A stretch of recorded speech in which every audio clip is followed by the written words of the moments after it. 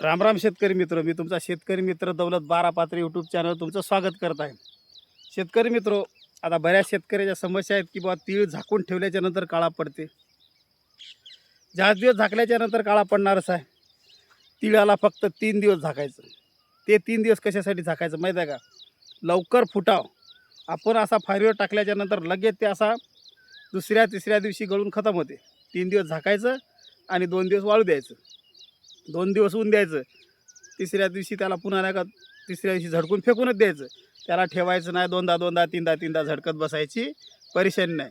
आता हे काल थोडासा कापला डेमोसाठी तुम्हाला दाखवतो. काल याला संध्याकाळी मी झाकलं. याला 3 दिवस झाकायचं. हे बघा तीळ, हे पाहून घ्या. हे बघा झाकलं होतं फारी. हे पहा, हे बघा हे झाकायचं. याच्यातनी काय होते माहीत आहे का? हे बघा हे घाम येणं.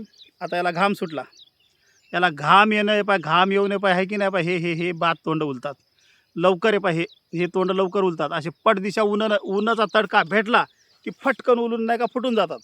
याला 3 दिवस झाकावं लागते. कशासाठी? याला घाम द्यावा लागते. मधातला तीळ खराब होत नाही. 3 दिवस झाकल्याच्या नंतर मधातल्या एकाही दाण्याला धक्का बसत नाही. तुमच्या माहितीसाठी पहा दाखवतो कशा उलते ते पहा.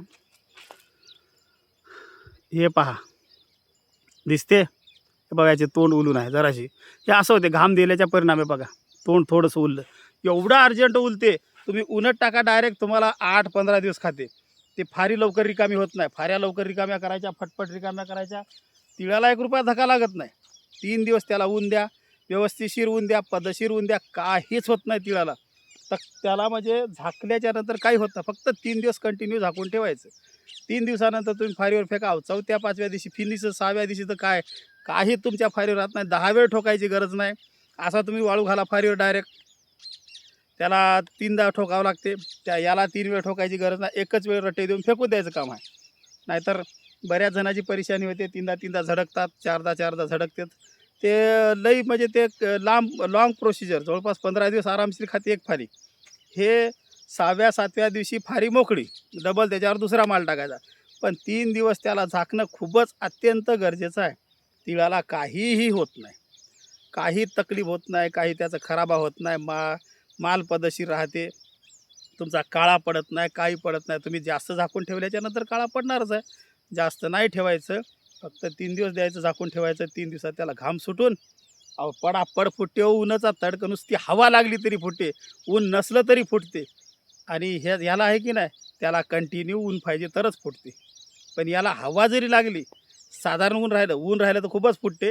साधारण जरी हवा जरी लागली तरी फुटून जाते. त्यामुळे 3 दिवस त्याला गरम येऊ द्यायचं, असं उकडायचं, वाफ येऊ द्यायची त्याच्यामध्ये असं.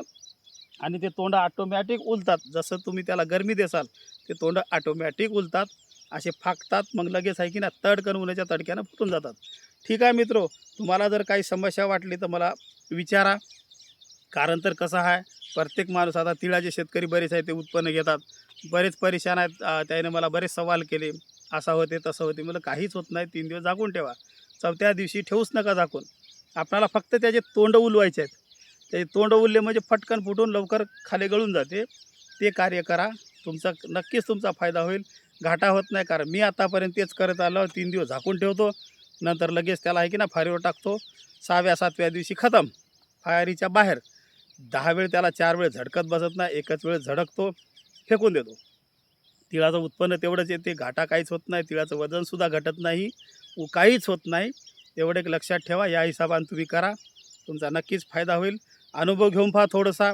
लई करायचं तुमच्या हिशोबासाठी तुम्ही थोडंसं एक एवढंच टाकून पहा. त्याच्यात फरक काय आणि याच्यात फरक काय आहे, तुम्हाला लगेच रिझल्ट समजून जाईल. ठीक आहे मित्रो, व्हिडिओ आवडला असेल तर आपल्या चॅनलला सबस्क्राईब करायला विसरू नका.